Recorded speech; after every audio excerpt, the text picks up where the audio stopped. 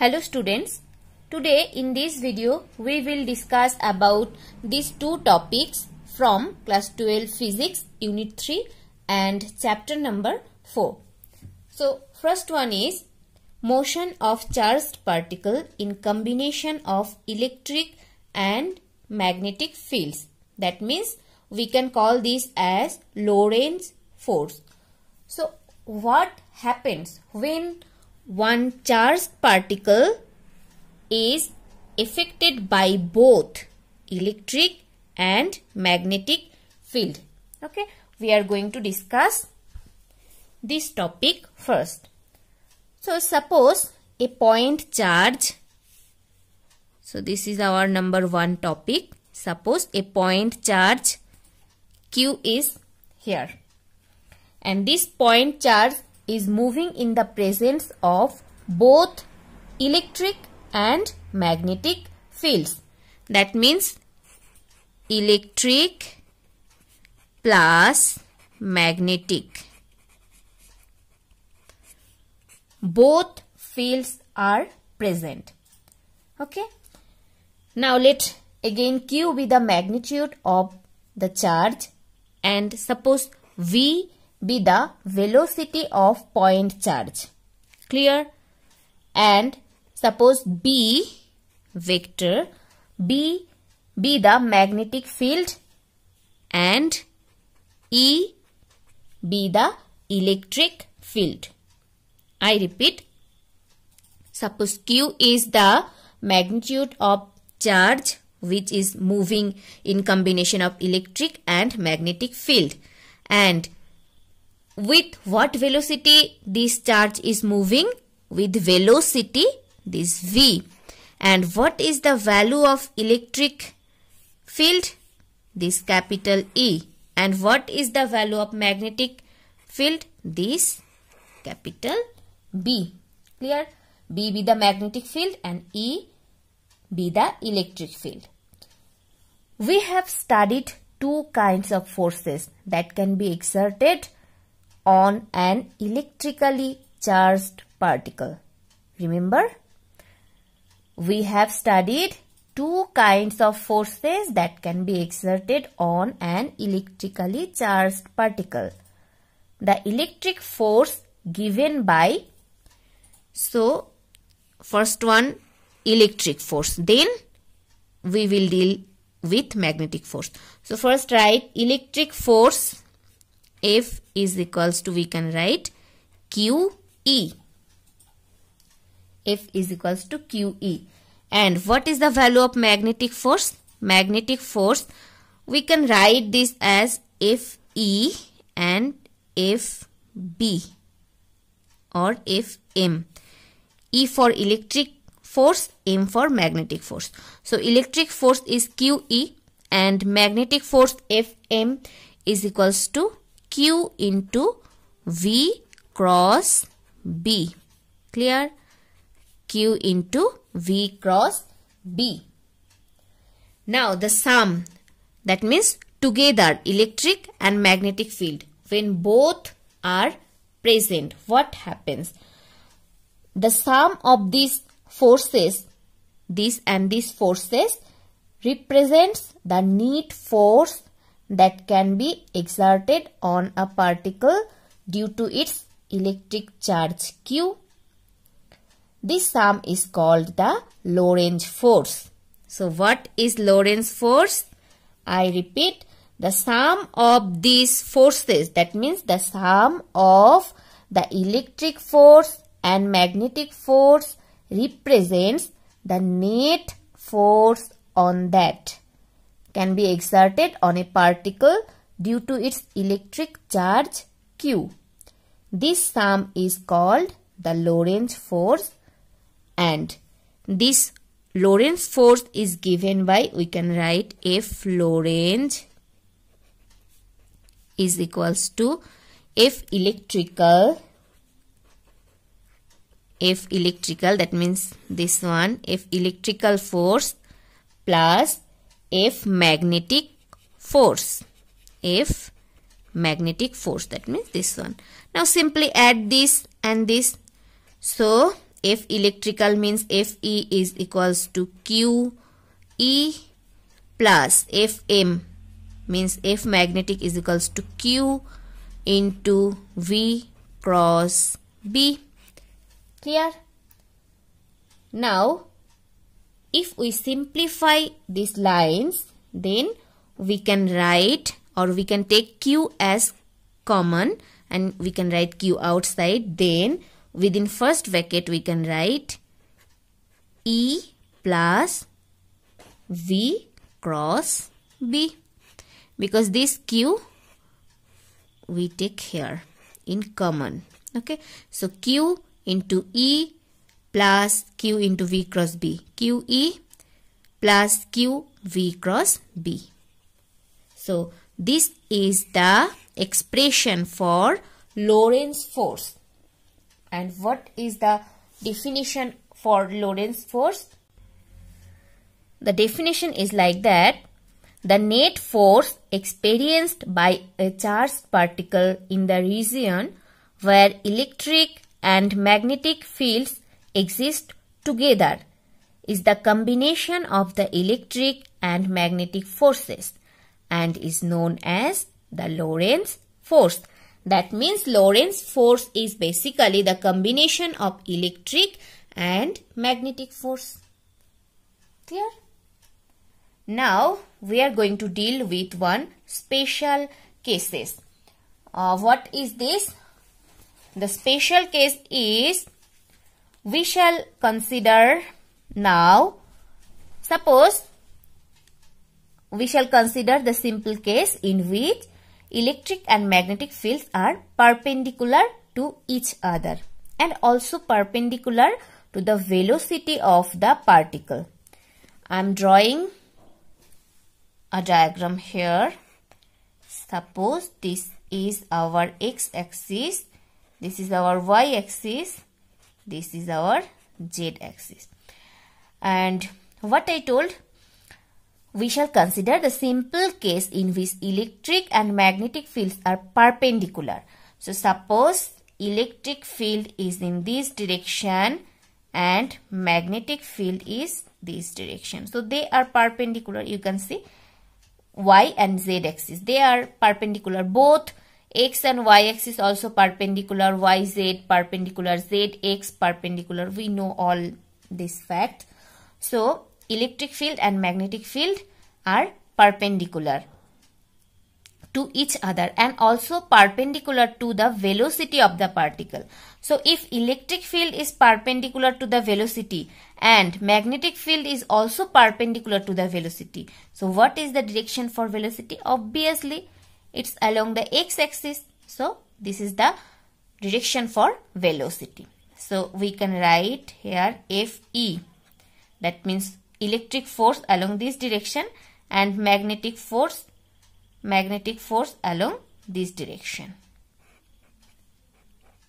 Fb. So now in this case what happens?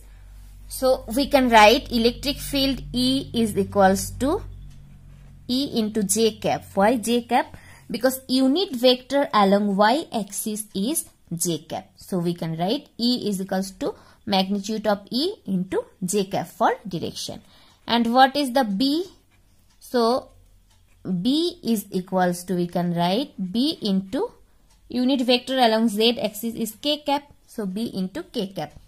And in the same way we can write V is equals to V into I cap, because unit vector along x axis is I cap, along y axis is j cap, along z axis is k cap.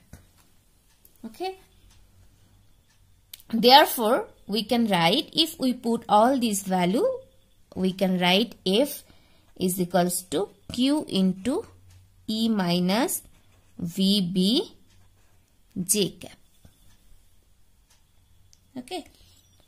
So thus electric and magnetic forces are in opposite direction as shown in the figure.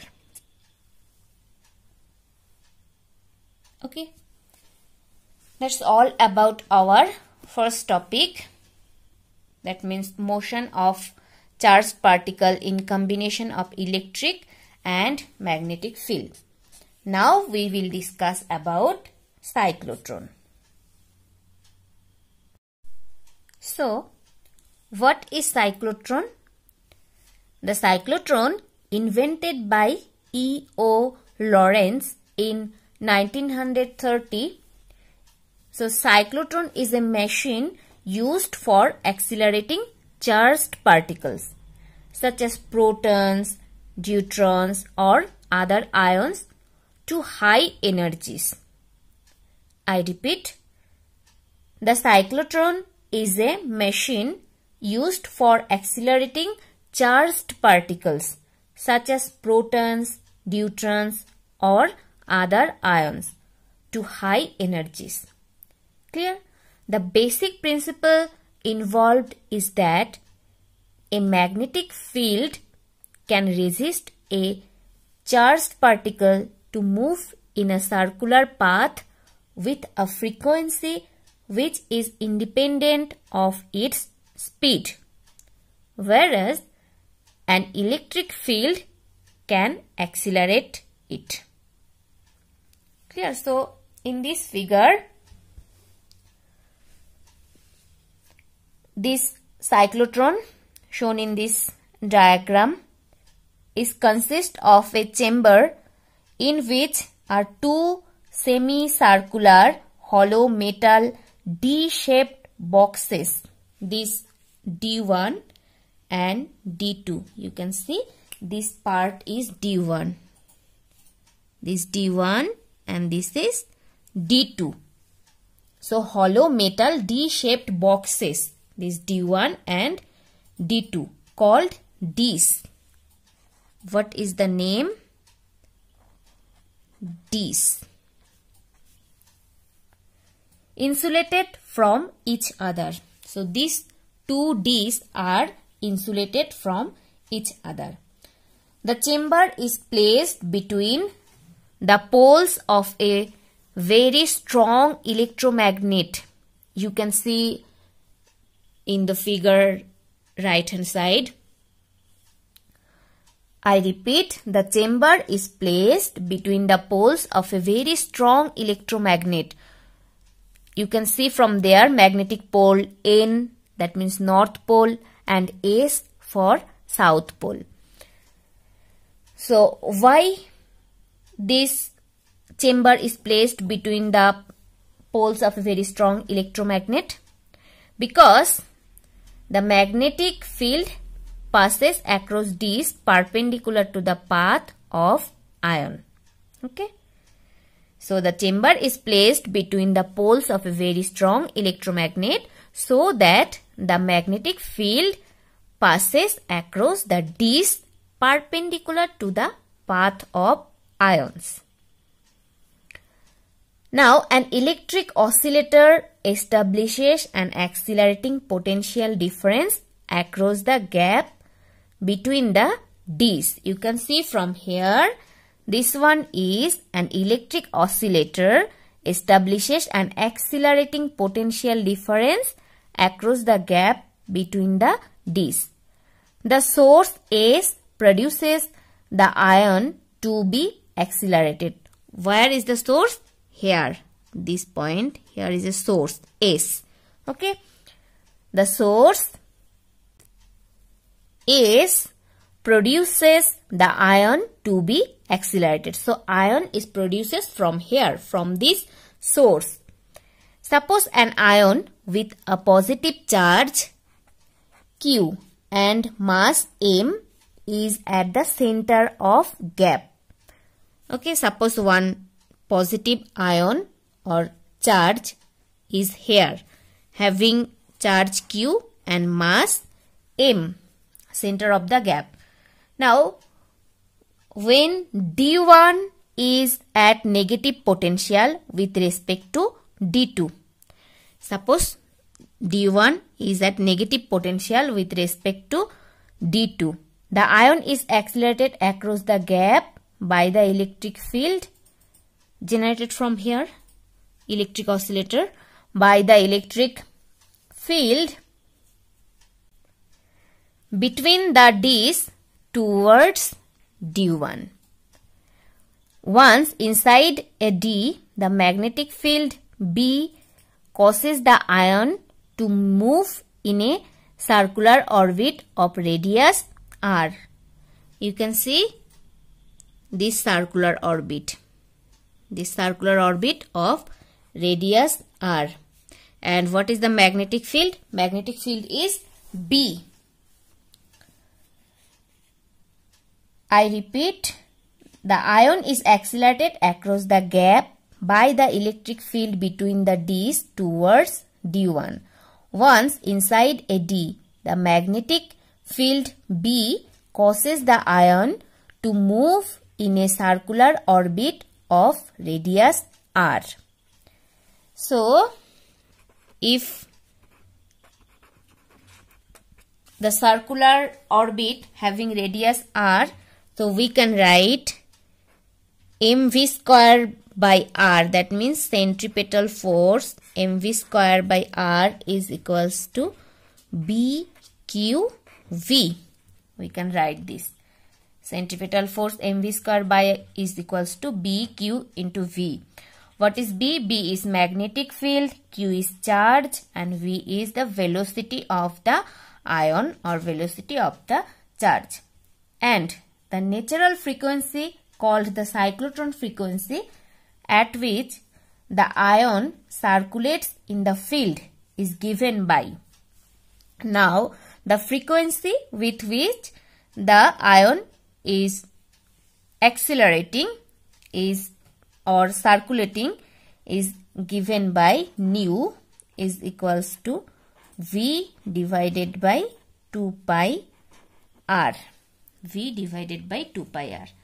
So what is this? This is frequency. What frequency? Frequency of the ion or the cyclotron frequency. So cyclotron frequency. Cyclotron frequency. So from this equation we can write if mv square by r is equals to bqv, then 1v cancel out, then mv by r is equals to, we can write bq. Okay, so what is the value of b? B is equals to, we can write this r here and this m here. So V is equals to BQR by M. Clear? So in place of B from this equation we can write, so nu is equals to, in place of V we can write BQR by M, and 2 pi r is here, 2 pi r. Now r cancel out, or we can write nu is equals to bq divided by 2 pi m. bq divided by 2 pi m. So this is the expression of cyclotron frequency. Sometimes in exam you may ask derive the equation for cyclotron frequency. Then you have to express up to this and you have to write up to this. Clear? Now the ion thus completes a semicircle in a D in time. So if we calculate the time, suppose for half circle or for this semicircle, so we can write T half because we are calculating for 1 D's, like for D1. So T half is equals to, we can write 1 divided by 2 nu. Nu is frequency. Why this 2? Because here 2 circular path is there, 2 semicircular path is there. So if we calculate for half, we have to divide it by half. If we calculate for both, like D1 and D2 together, then we can write 1 by nu. Now we are calculating for just only 1/2. That means for D1. That's why we have to divide it by these 2. Clear? So if we divided this by 2, so we can get, see, nu is equals to, we can write in place of nu is equals to BQ divided by 2 pi m, and 1 2 is here, so 2 cancel out. So from here we can write T12 is equals to pi m divided by BQ. Pi m divided by BQ. Give this equation number 2. So what is this time? This is the ion thus complete a semicircle in a D in time T12 is equals to pi m divided by BQ. You can see this time is independent of the radius of the circular path. No R term is here. Okay, that's why this is independent of speed also. Is there any V term? No. So this time is independent on R as well as this velocity of the ion. Clear?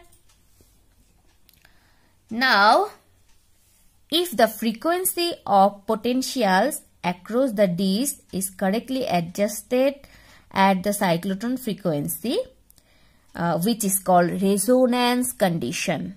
I repeat, if the frequency of potential across the Ds is correctly adjusted at the cyclotron frequency, which is called resonance condition, the ion will arrive between the Ds exactly in time to be repeatedly accelerated and gain energy. This energy gain does not affect the resonance condition except increasing the orbit size. The ion continues on a kind of spiral path, gaining energy each time it passes the gap but remaining in phase with the alternating voltage. After many trips, you can see from this figure, so after many trips round the Ds, the high energy ion reaches the periphery of one Ds, where it can be pulled out of the system by a negatively charged deflector plate. You can see from here negatively charged deflector plate, this P, and the ion emerges this path, follows this path. Okay. After many trips, what happens? After many trips round the Ds, the high energy ion reaches the periphery of the Ds. The high energy ion, where it can be pulled out of the system by a negatively charged deflector plate P. So here the negatively charged deflector plate is present P, and due to presence of this plate, this ion, what happens with this ion? This ion is pulled out of the system. This ion is pulled out of the system. Now we will calculate the maximum energy attained by the ion. So what is the value of maximum energy attained by the ion? Suppose if we write this as Emax, then we can write this maximum energy Emax attained by the ion depends on the radius capital R of the Ds as, and energy equation we know half mv square, half mv max square. So half m, and what is the value of V? We can write from here, V value is BQR by M. So V value is BQR by M. What is this capital R? This capital R is the radius of the disk. Radius of the disk. Okay, and this is the expression for maximum energy attained by the ion. So sometimes for 5 marks you can ask that find out the cyclotron frequency and the maximum energy. So you have to derive up to this equation and you have to draw the diagram and you have to write theory part also. Sorry, one square is here, v square, so we put the value of v, then square. Okay, so finally what we get, E max is equals to b square q square r square, b square q square r square divided by 2, and this m square and 1 m cut, then in downside just we have 1 m. So this is our final expression for maximum energy. So E max is equals to b square q square r square divided by 2m. The maximum energy of a particle from a fixed frequency cyclotron is about 10 MeV. MeV means 10 mega electron volt.